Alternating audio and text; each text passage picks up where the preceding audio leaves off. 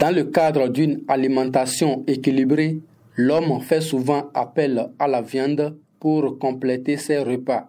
À Parakou et dans les localités voisines, se procurer de la viande de bœuf est devenu difficile ces derniers temps. Autrefois, le kilogramme de viande sans os se vendait à 2000 francs, tandis que celui avec os coûtait 1500 francs. Depuis un moment, ces prix ont connu une forte hausse.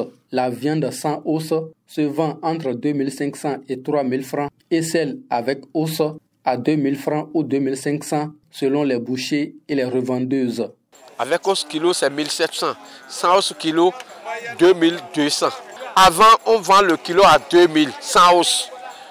Avec os, le kilo, avant, on vend ça à 1500. Cette augmentation, maintenant, c'est les bœufs qui ont trop cher.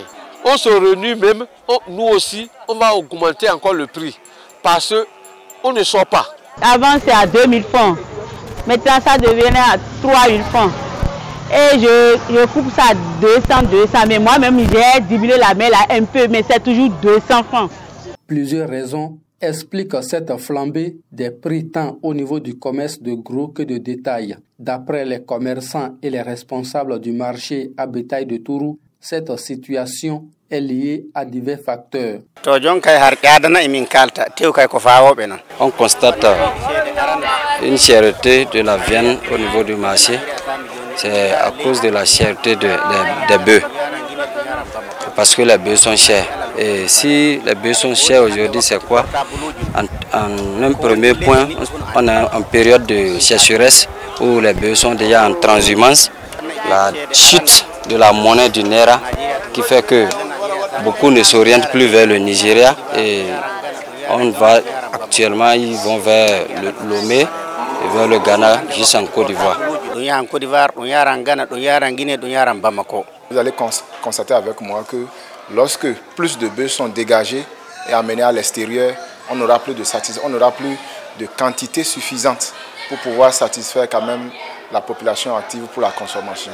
C'est ce qui explique cette montée exponentielle du prix, si je peux m'exprimer ainsi, du kilo de la viande sur les marchés. Et par ricochet, lorsque le kilo de la viande a pris du coup, forcément les bonnes dames doivent aussi serrer la main pour pouvoir quand même diminuer la quantité et pouvoir vendre. Un commerçant renchérit en évoquant des facteurs supplémentaires qui y sont liés. Entre les éleveurs avec les glisseurs, ne s'entendent pas et toujours on a des problèmes. Ils ont tué des bœufs et des fois vous voyez, les gens vont prendre les produits pour mettre dans les pommes de acajou ou bien quelque chose, aller déposer. Les bœufs vont manger, mourir. Bon, tout ça, l'achat agit des éleveurs. C'est ça qui a laissé les animaux ne plus comme avant. Ce n'est pas beaucoup. Et il y a certains qui voyagent, qui sortent dans le pays parce que l'espace ne suffit pas. Les gens de Côte d'Ivoire quittent là-bas, ils viennent ici, ils payent, ils amènent ça là-bas. Les Ghanéens aussi viennent aussi, Togo aussi vient aussi. Mais on ne va pas là-bas pour payer, amener ici. Donc tout ça là, c'est ça qui a laissé les animaux essaient.